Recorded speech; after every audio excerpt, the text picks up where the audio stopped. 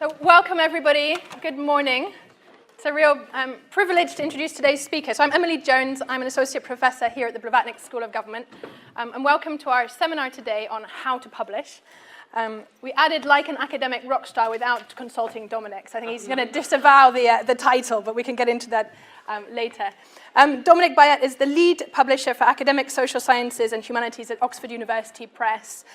He's been with OUP since 1993, and he really has an unrivaled insight into how OUP works and a huge amount of really sound advice on how to get published. And he's kindly offered to share that with us this morning. And we are videoing the first part of the session, just so you're aware, and then we'll have a question and answers, which will then, we'll stop the video for that, so we can have a more sort of candid off-the-record discussion, as it were.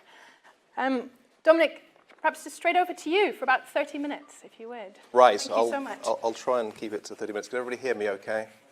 The mic, that's very, very good. Thank you very much, Emily, for that introduction. Yes, the rock star bit I'm still coming to terms with. It makes me feel a little bit like Jack Black, possibly, but we'll see how that goes.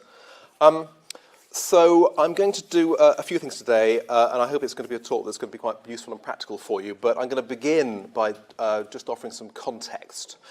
Just saying a few things about the way that the world has changed over the last 23 years that I've been working at OUP, and the way that political science has changed. I should say that this is sort of going to be broadly around the kind of political science area, but I think the lessons from political science are probably pretty applicable to other areas of scholarly publishing as well. But you can extrapolate, and I'll happily answer questions as far as I can at the end on other areas too. And then after having done some context, I'm going to just go on to the more practical things and just say how you can actually go about approaching a publisher, the nitty-gritty of putting together a proposal and all those sorts of things as well. And then at the end of the talk, I'm going to look to the future a little bit for a bit of fun. And I use that word quite loosely because it's quite a challenging climate at the moment. There will be questions at the end, as Emily said. But I'm happy to take questions as we're going along as well. That's absolutely fine. Just stick your hand out, wave at me. That'll be absolutely fine. There may be a little bit of audience participation as well, because you are market research for me. So that's actually really, really helpful too. So I may be asking one or two questions along the way, if I can remember to do that. I used to say at this point when we, in those occasions when I've done this and we haven't been filming, that there will be a prize for the best question and a prize for the worst question. The prize for the best question would be a Cambridge University Press book, and the price of the worst question would be 2 Cambridge University books, but we're filming, so I'm not going to say that. So, and don't finally, let me say, just be fooled by this sunny manner. It's actually going to be quite a depressing hour that we're going to be spending in each other's company, because as I say, the arena is quite challenging at the moment. So, okay, so we'll start. I want to try and give you a sense of the kind of the environmental state of academic publishing in the social sciences, and in particular in political science, because we've seen absolutely spectacular change over the last 20 years compared to the previous 550 years, when things had sort of been carrying on roughly as they had done for the previous whatever time. So, and particularly in the last 3 years, we're seeing incredible change, really, really a big change in how things are done, the way the world works, how people get their information, how they carry on their research, and how that's published. So these are intimidating times in many ways. And I think it's kind of interesting to me sometimes that, I mean, I'm at the kind of cutting edge of this, if you like, or at the coalface, as it were. And, you know, we're working in a very different world now, and a lot of authors who approach me often are asking questions that actually predate that world. And it's, I think, the reason to start with some context is try and give you a sense of actually, you know, the kinds of decisions that publishers have to make, the kind of pressures that they're under and so on, because I'm very conscious that publishers can seem quite arbitrary at times from the outside in their decisions and so on. So hopefully by the end of this, we'll all be thinking a bit like publishers, and that's going to be helpful to you. So yes, massive change. In the 23 years that I've been working at OUP. I mean, when I started, just over the road,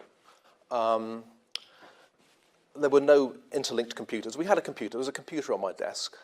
If we wanted to communicate with people, then we'd print something out on a little dot matrix printer. I used to use a typewriter to actually do the front page of our new book announcements. If we were, it was an urgent thing, then we might send something called a fax. I don't know if anybody, well, quite a few people who remember the fax, which you could barely read because the printing quality was so poor. And if it was really urgent or important, then we might actually phone somebody, have a conversation on the telephone. Well, that still happens, but the big change that's obviously happened is the internet, to use a kind of overarching term. And it really is impossible, I think, to overstate the impact that that has had and the impact that it's still going to have. Because if you think about it in sort of logistic terms, if you wanted to get your research into the hands of somebody, let's say in Canberra at the ANU, a paper that you'd written, if you wanted to get that into the hands of that person, you've got to find out, given that it was a very unlinked up world at that particular point, you've got to find out that they exist and that they might be interested in the work that you're writing. You've then actually got to print it out and you've got to post it to them. That's basically how you can go about doing it. If you as an individual wanted to get your work into their hands, setting aside the publishing process that might be going on, well now, all you need to do is sort of that, and that's it. The costs associated with that have changed absolutely dramatically. And I think we haven't seen yet the way that that's going to impact on the publishing model, because that model has been changing absolutely, and changing quite radically, but also, in the real scheme of things, also quite slowly as well. So that's one thing. The cost of publishing has changed. Publishing in a kind of general sense. I don't mean publishing in the technical sense of through a publisher and through a journal or so on. The other really important thing, I think, is it's now actually possible to measure the use of content. And that's, again, something which hasn't really tricked out fully yet, but it is a very important consideration. I think it's going to influence greatly the publishing environment over the next 10 or 20 years, 5 to 10 years even. People can now, librarians in particular, can actually work out whether or not something's being used. Before they buy a monograph or have a journal, it was in print form, it was on the shelf. Who knew if it was being used or not? But now, if you're accessing it digitally, online, then there's a way of measuring these things. And we see this starting to be influential now with library purchasing programs, which are now very much based on the idea of use rather than just building a collection. But as I say, these things are absolutely fundamental. They're going to have a massive impact. They've had a massive impact, but that really is still unfolding. So anyway, moving on, that's the kind of the environment. Moving on to the political science over that time. I mean, it's grown hugely in the time that I've been in publishing. APSA has membership of, 15,000 people now, it might be more. It's quite difficult to get information out of them. The ISA, International Studies Association, has grown hugely. Their conference now runs to about, 5,000 or 6,000 people each year. It used to be maybe a couple of thousand people. But the way that the subject has grown is quite interesting. It's grown in a very fragmented way. It's very kind of compartmentalized, almost balkanized, one might say, if I'm being dramatic about it. And a lot of these different communities working in certain sorts of areas don't necessarily talk between each other. And that's a very different phenomenon compared to some other subjects. So philosophy, for instance, you can easily trick out the way that philosophy sort of breaks up into the main areas of philosophy. But if you work in one, you might work in ethics. You might also work in metaphysics as well. So there's lots of crossover market there, which doesn't happen so much in political science. Increasingly, it does a bit, but it doesn't happen so much. So that's had an impact on the way that, that the discipline and the publishing programs related to the discipline has developed. The other really major fact is that journal articles have become much more important than they were 20 years ago. There's been a real move in that way. Now, I think it's easy to explain these things. The just sheer quantity of research nowadays means that people have to focus, specialize much more and more, and they maybe are writing on issues and topics that don't sustain themselves at book length.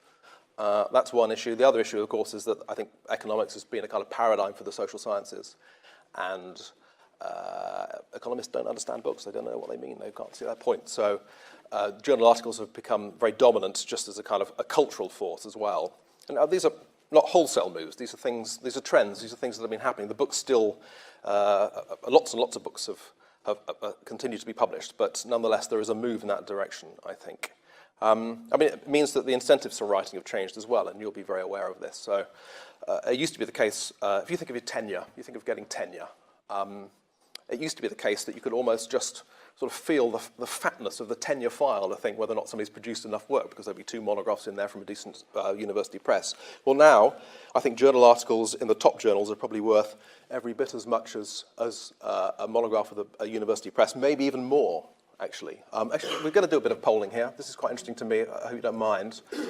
Imagine, those of you who haven't got tenure yet and are thinking about their tenure file when they come to submit it, and then those of you who have got tenure but think back, how many people would prefer having, let's say, 2 really solid monographs of the university press in their tenure file? The alternative is going to be 2, 3 articles in, let's say, 2 of the leading journals, so World Politics and APSR, say. So who would prefer the book model? If would be happier with their tenure file if it had the book model rather than the... Raise your hand.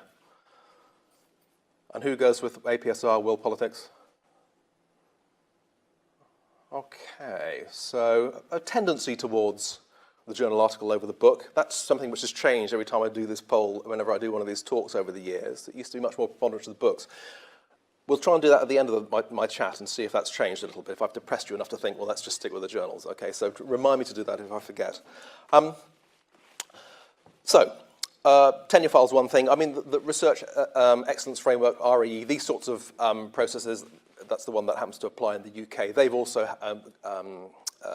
increased the importance of publishing, and it's much easier to write a journal article than it is to write a book. It takes ages to write a book. It's a lot of hard work. So that's another reason why journal articles have become more important. Also, measures of impact. You know, impact is the key thing that we talk about all the time, and particularly in terms of citation indices, then it's much easier to... there are more of those in relation to journals than there are to books. And obviously they're problematic as well for other sorts of reasons, but all that's meant is that there's been a decline in monograph sales. And it might seem a bit irrational, a bit bizarre. There's been a decline in the sales of most monographs, but there's been a huge increase also, in parallel, for some of the reasons I've been suggesting there, in the number of books published. Now that might seem absolutely mad, but the reason is this, partly, because publishers make less on each title, but they think, oh well, the cost of actually producing these titles isn't so great, let's just produce more of them, and we'll make a little bit less on each one, but overall we make the same amount of money or more money. So that's been one of the key dynamics working in the industry over the last few years. The decline in book sales is explained by some other things as well, and absolutely crucial, again, is the impact of journals. Library budgets have basically been flat over the last few years, rising a little bit, but probably not much in relation to inflation. And journals price up. Journals, year on year, price up. Some of the science journals price up hugely, and they charge really, really very significant amounts of money. I actually have a statistic about this, which I only learned about a week or so ago, which is amongst the most depressing statistics that I've ever encountered in my professional life, and I'm going to relay it to you. In 1986, 7 years before I started, but 1986, 41% of spend by the major US research libraries, academic research libraries, went on books, 41%. 2014, that had dropped to 18%. So that's pretty dramatic. And that explains a lot of what we've been seeing in the industry over the last few years. And there is a move, which I mentioned a little bit earlier on as well, to something called patron-driven acquisition. This is basically, librarians at the major university libraries in the past would have wanted to kind of create a collection. They would kind of curate a collection, material which was there in case it might want to be used. They wanted to create a kind of ideal, typical university library collection in a particular subject. Well, now, because of the constraints on budgets and so on, and because there's so much else out there, they want evidence of use. It's evidence-based acquisition now. They want evidence that the thing will be used, is required. There is demand for it amongst the colleagues that they're working with. And that's a big change. It impacts particularly on a press like Oxford University Press, which would benefit from that kind of collection-style curating model of librarianship, because if it's an Oxford book, like a Cambridge book or a Princeton or a Harvard book, then you've got prima facie reason for thinking that it's important scholarship, it's been well refereed and so on. So we've been hit hard by that for sure. But books still, as I say, get published and more of them, and again, the things like the Research Excellence Framework, the RAE, as was, drive the need to publish books, and there are some disciplines, political science partly, but partly not, that still require people to publish monographs. I mean, another great kind of threat to the book has been the fact that there is just simply so much material available for free online now. I mean, it's, compared to how it was before the internet started, this is, it's a very, very different climate, and so people have lots of other options of getting their empirical material or engaging with research communities around the world as well. So all this impacts. So overall, the picture, as I say, has not been a happy one. It's been a very challenging one. When I started a decent monographic sale would, in its first year, which is how we used to judge the success or not success of a book, would be around maybe 700 or so copies. And we're talking about a research monograph. This is kind of a very sort of research-focused monograph. Nowadays, we'll be lucky if we do 350, and it'll take longer to sell as well. So that's a very substantial change. But it's not a totally depressing picture, because we also do publish online, and online is becoming a very, very important form of dissemination in the way that has been for journal publishing. With books as well, we have Oxford Scholarship Online. It's a terrifically successful product, and we have usage stats from that, and the books are being used, which is a relief. But overall, publishers tend to be still assessing themselves on the basis of print sales, and so it is a bit of a gloomy story. And also, there are issues with pricing models as well, because the print price model was quite an established one over several hundred years. Online pricing is a much more tricky thing to get right. So, the other thing that's been going on, of course, is open access. I'm not going to say a huge amount about that, because we'd probably spend the entire time talking about it, and I've already probably gone on for a bit too long anyway. But this, at the moment, it's clearly impacting very heavily in the journals arena. It's impacting particularly in the SDM journals. There are rumblings around monographs.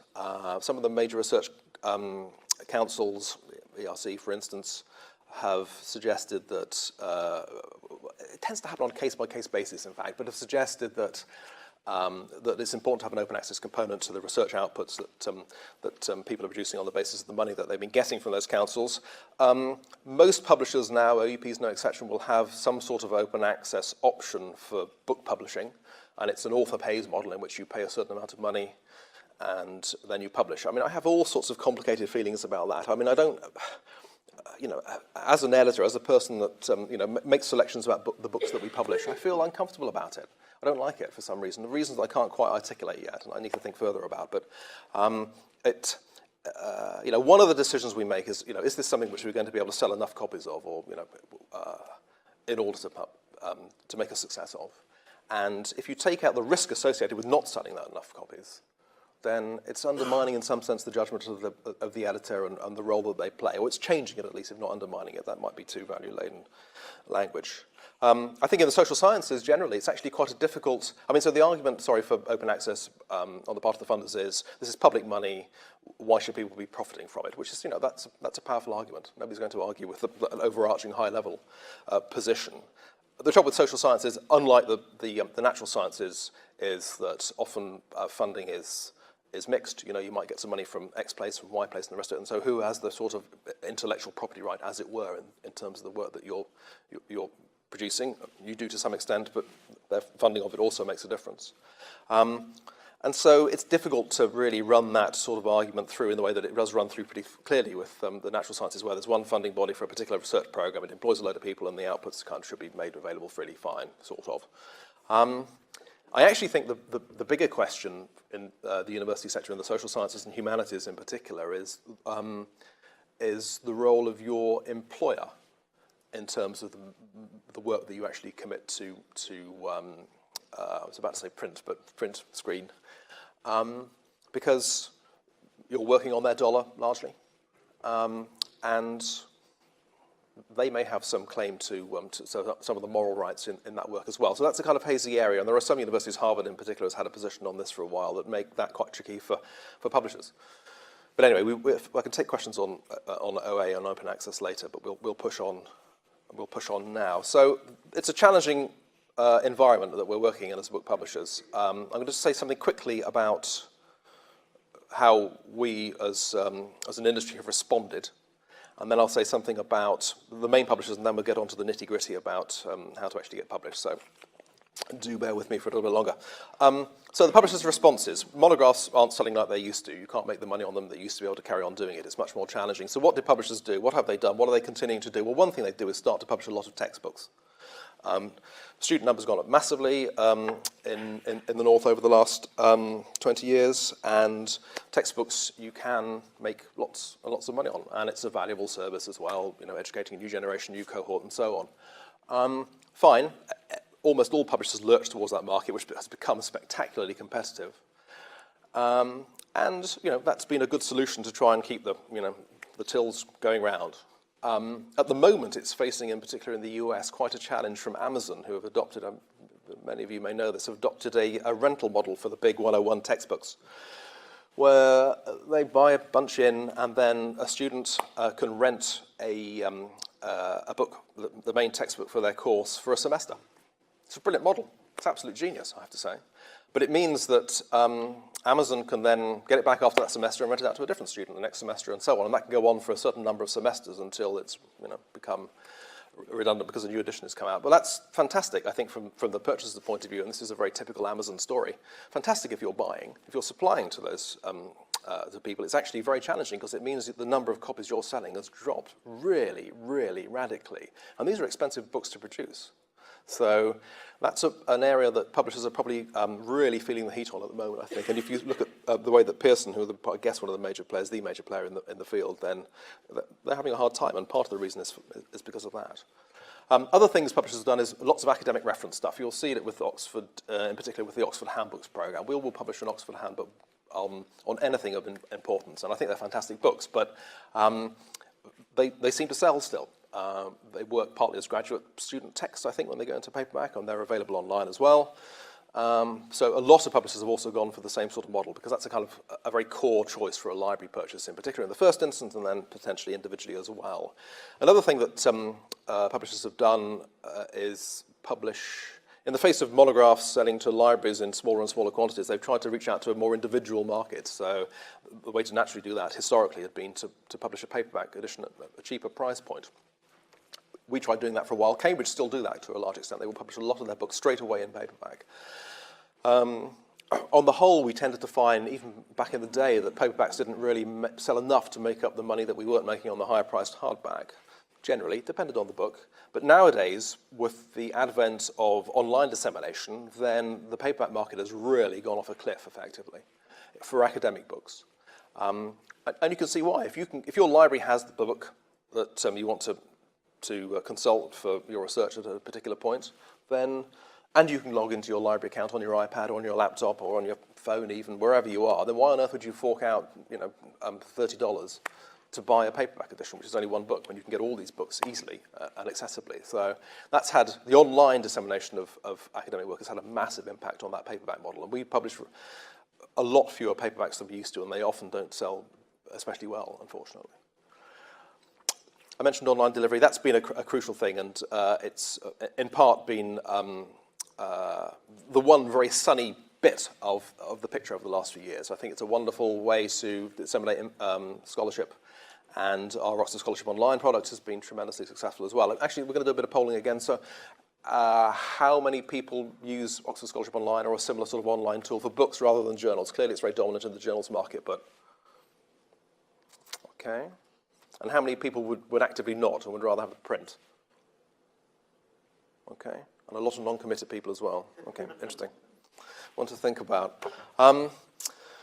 What are the myths? I want to dispel one of the myths about digital publishing, which is that it's a lot cheaper than print publishing. You sort of think so in a way. You know, we get delivered these books in a digital form, and then we sort of publish them in a digital form. Then you think that, okay, compared to all the things that we would do in the past, print and warehousing and typesetting and all that sort of things, we'll do some of those things still, that it would be a lot cheaper. But actually, it's not. You will be surprised at how much electronic publishing costs. I mean, we publish, for instance, a fantastic volume called the SIPRI Yearbook from the Stockholm International Peace Research Institute, that is SIPRI, which we have as a standalone online product. And I think the costs associated with the online product are actually significantly higher than us printing it.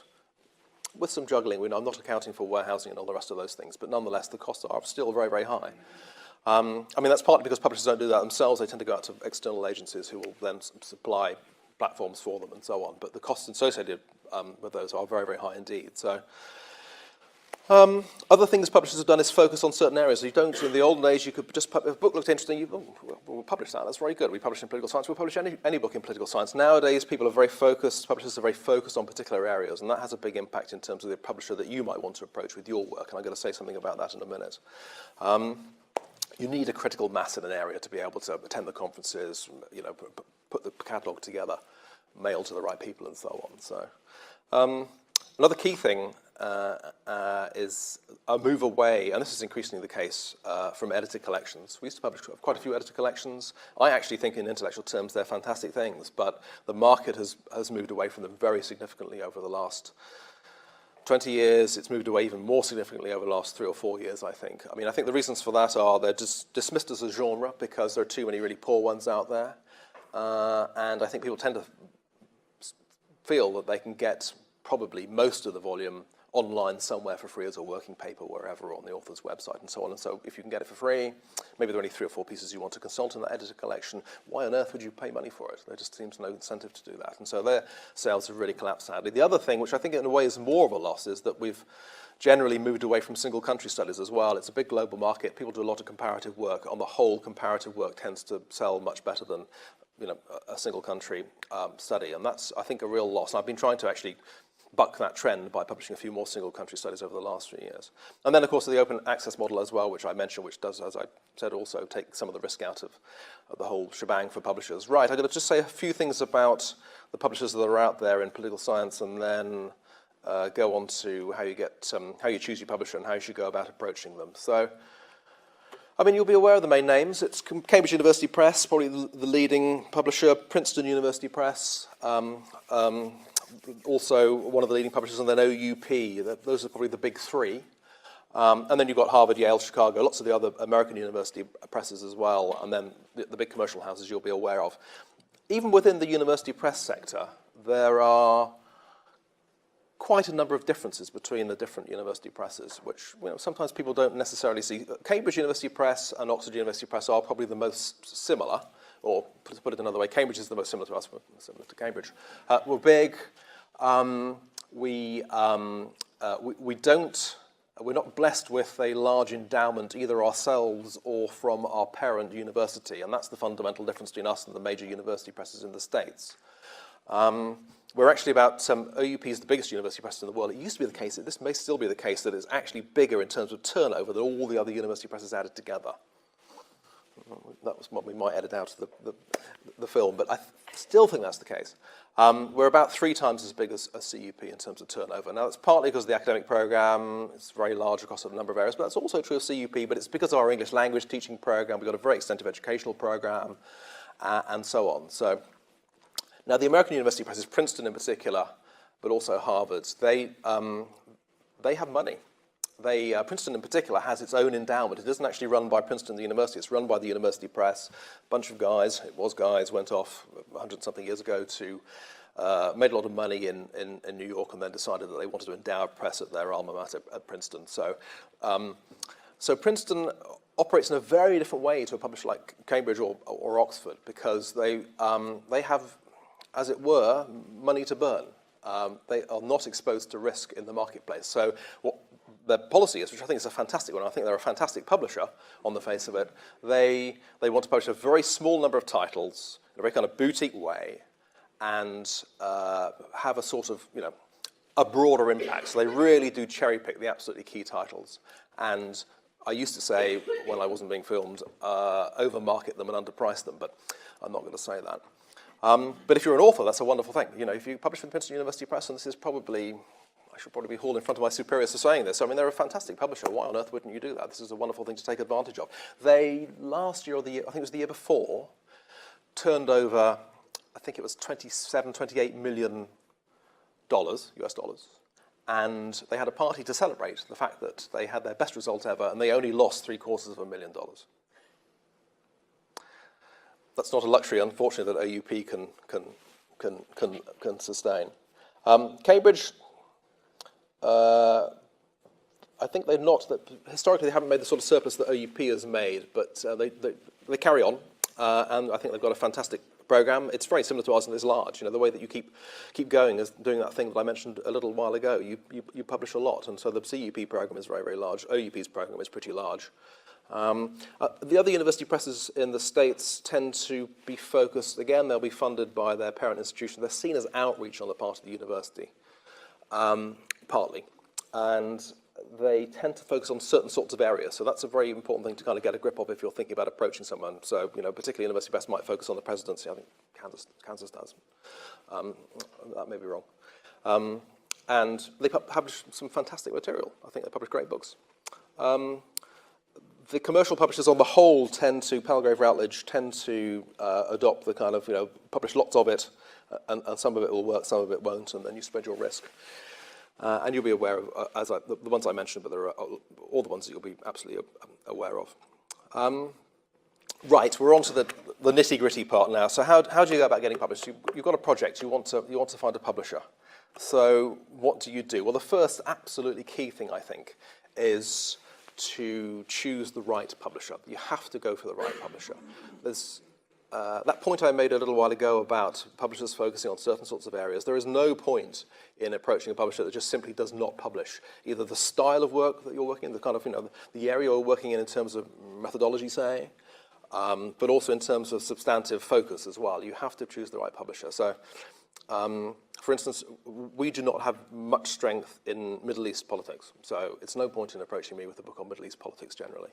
And the way that you tell these things is by looking at your bibliography, looking at the works that you consult, looking at when you go around the conference exhibition, the publisher's exhibition, having a look there and seeing, who's publishing in your area. I mean, it should be fairly, with a bit of thought, it's quite clear who are the right sorts of people. Make sure it's books that are coming out quite recently as well. If somebody published in a particular area back in the early 2000s or something, then they may have moved away. If they've not done anything in the last 5 or 6 years, it may be that because they're moving away slowly from that area. So be sensitive to the vintage of the work that you're engaging with and how that relates to publishers. The picture does change. I mean, I haven't published a huge amount in African politics over the last 20 years, but I've suddenly been converted to the idea that Africa is the future, so I'm really moving into African politics. So if anybody's got a proposal on that, then they should come and talk to me.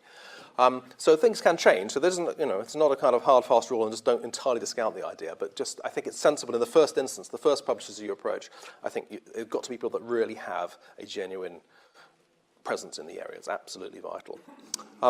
Let me say something about the material that you should send. I think it's not a good idea to send, this is going to be a slightly personal view, different editors have different views, but generally I think it's not a good idea to send a massive amount of material in the first instance, and it's absolutely not a good idea to send sort of material which is evocative of what you might be trying to do, rather than actually very clearly stating what it is you want to do in terms of writing a book. So don't sort of send along a thesis manuscript, say, for instance, and say, well, I was sort of thinking of maybe developing this vaguely in this sort of way, what do you think? You want a publisher, we get a huge number of proposals in an unsolicited fashion every week. You need to have a very clear message that you can then engage with as an editor. And having to do the extra work to think about, well, what on earth are they talking about and how is this going to be and what are they really planning is not, you're likely to fall at the first hurdle if you do that. So do send something which is succinct, I'm going to say a bit of detail about that in a minute, and is focused, has a plan of action, what it is you're planning to do, what it is you've done, okay? One question I'm often asked is about multiple submissions. Is it okay to send to Cambridge, Princeton, whoever else, as well as OUP? I think on balance, I mean, editors are very sensitive to the fact that you need to manage your risk, and if you put all your eggs in one basket, to use a terrible cliche, then there's a lot of risk if after however long the refereeing process takes, and it can take quite a while, that the eggs are chucked out and then you've got to pick them up and put them in somebody else's basket. So that's, this can go on for a long period of time. So I think on the whole, editors are fairly responsive to that. They don't worry about that too much. I think the crucial thing is to be transparent about it. Don't send it off to one place and then another place and not let the respective people know. I think it's very important just to say, well, I've also sent it to Cambridge as well, just so they know the kind of terrain and they can then take a view about it. It may be that they say, well, look, sorry, I'm not interested in competitive review, fine. You can always suggest, well, if you can have an exclusive review for 3 months and if we haven't got anywhere, then we're going to go somewhere else. That's a reasonable request as well, I think, and particularly if it's a first book as well. I'm generally a bit cautious about getting into competitive situations, as it were, on revised doctorates, because it's they can be a struggle to sell. Not as much as you might think, actually, I think, in political science, but on the whole, I tend to say no on multiple submissions for revised doctorates, or certainly for a period of time, a window of exclusivity, and then we move on. When putting the proposal together, really important not to try and oversell it. We're engaged in academic research. We're not trying to write a a kind of best-selling book. So you don't have to really sell, okay? The quality of the research, the interest of the topic, your CV are the things that are going to actually sell it to the publisher. It's fit with their list as well. You don't need to really big it up, okay? Similarly, I don't think, actually this is a question that I'm often asked as well, the difference between a thesis manuscript and a book manuscript, and there's a sort of mythical idea that a book is very different to a thesis. Well, I kind of think that's overstated a little bit. You know, a thesis is a book-length piece of academic research, okay, and a monograph is a book-length piece of academic research. They're not actually that dissimilar. There are things you have to do for a thesis. You know, the opening chapter where you're demonstrating very clearly that you've heard of, you know, all the key literature in the area that you're working on and so on. That could be kind of toned down, maybe even dispensed with. But beyond that, the difference isn't as much as you might think, and there's no kind of magical quality that you can sprinkle over a thesis manuscript to make it into a book. They're the same sorts of things. So the proposal, I think it's best to approach a publisher with a short document, maybe 7 or 8 pages, just outlining the really essential things that editor might need to know. So the best thing to do is to kick off with just a paragraph. Well, the title, your name, where you're at, affiliation, right at the top. And then a paragraph or 2 just basically explaining what the book is, what it's about, what it's going to be doing, what its contribution is, and so on. And then you can sort of trick that out. You can unpack that later on by then saying how it relates to the existing literature, the research that it's based on, that's absolutely essential as well. And then a draft table of contents, it only need to be draft. And then a paragraph or 2 per chapter, just explaining what each chapter is going to do. And again, these things evolve in the writing. If it isn't written already. And then just some sort of technical stuff about when, you know, the current state of the manuscript, is it written, is it not written? Always add a CV as well. CVs are very important. Likely delivery date, length, number of words, that sort of thing. So just a very intuitively obvious document that will give somebody coming to it for the first time a really clear sense of what it is you're up to. How to sort of get it into the editor's hands, as it were. You find a lot of people going along to the big academic conferences, APSA, ISA in political science, where the publishers are and where a lot of editors are lurking in one convenient spot.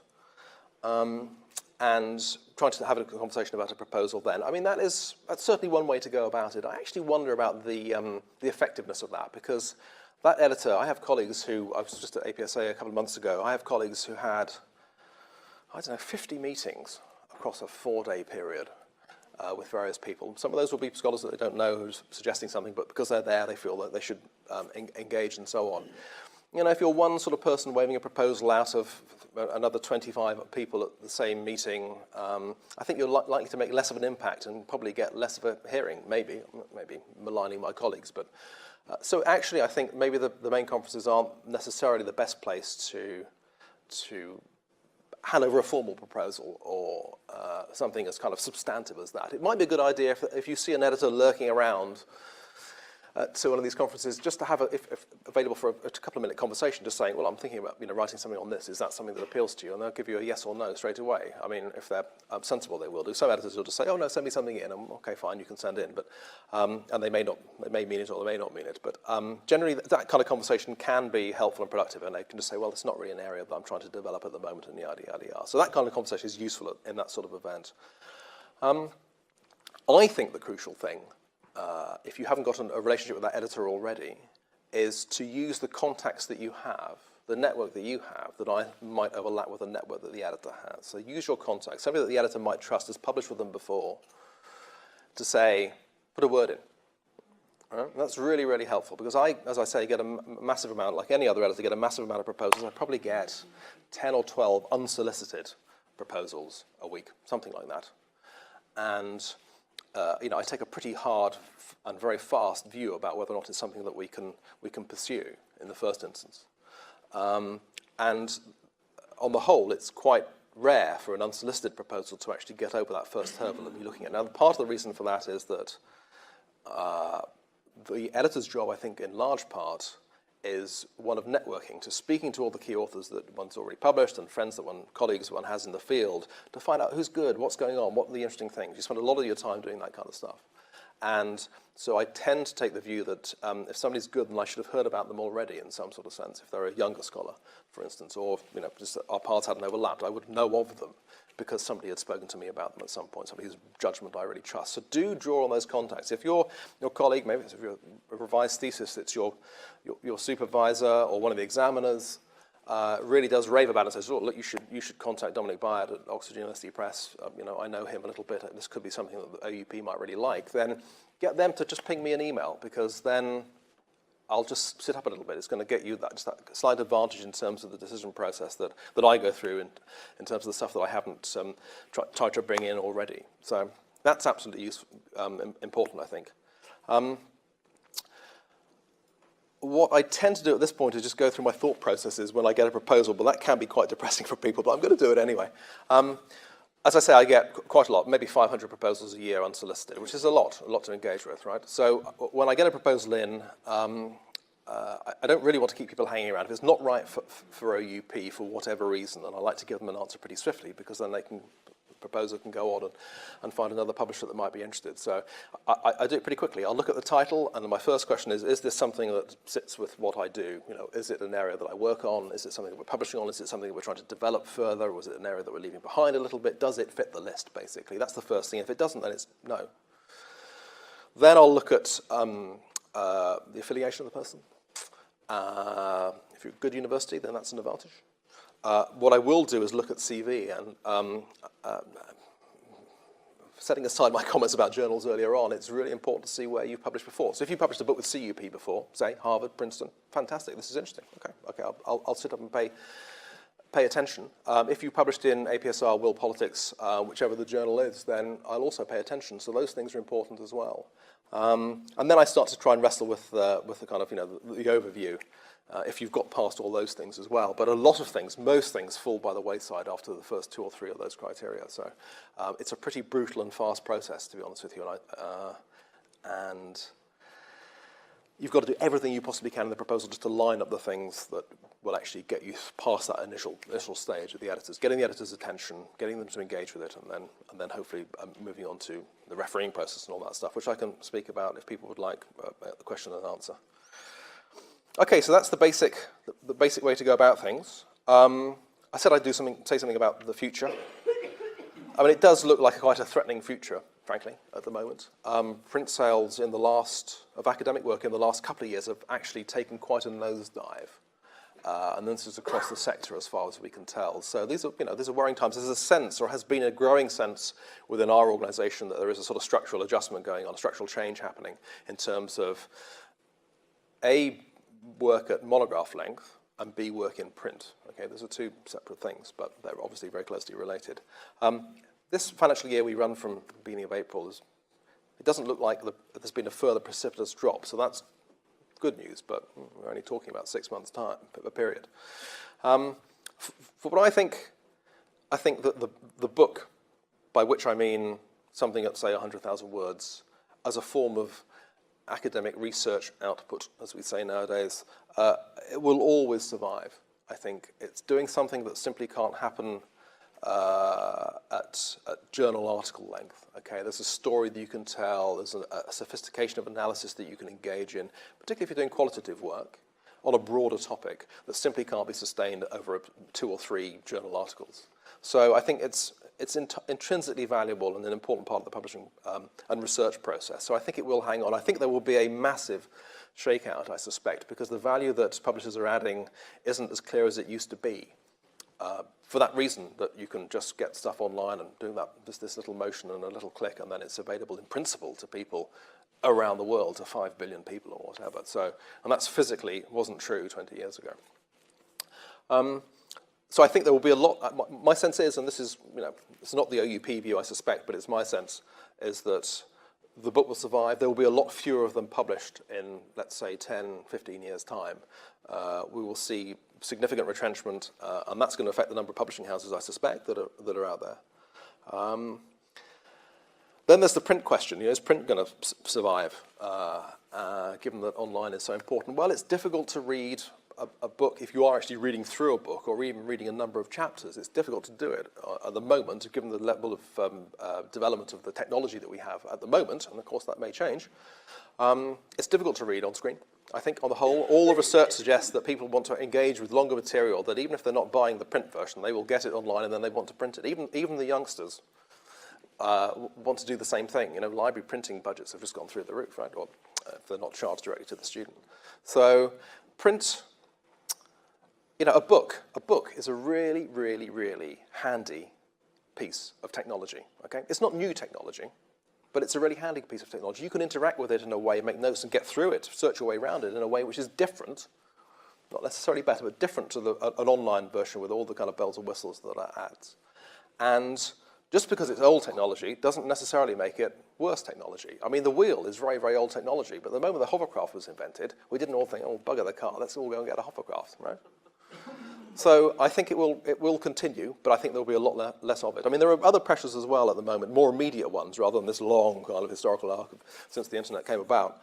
The move to have one's data transparently available in a repository modeled on the natural sciences and very kind of quantity-driven is a challenge, I think, that journals are increasingly insisting on this. It's a challenge, I think, to certain sorts of research, qualitative research, interview research. You can't make this material available. Some of it is confidential. There are all sorts of issues around that, moral issues and so on.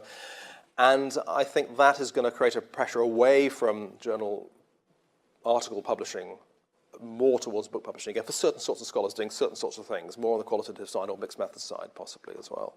I do think that publishers provide an important function. I said that it's not as clear as it used to be because of the ease of dissemination now. They do two sorts of things, I think, broadly. They can do something which we call content enrichment, which is sort of adding the bells and whistles that are very helpful in terms of an online environment in publishing material. That's one thing. That's sort of important. How important it is in academic publishing isn't entirely clear to me, but that's probably a slightly heterodox view within the press. What they do, I think, is they perform a really vital selection function.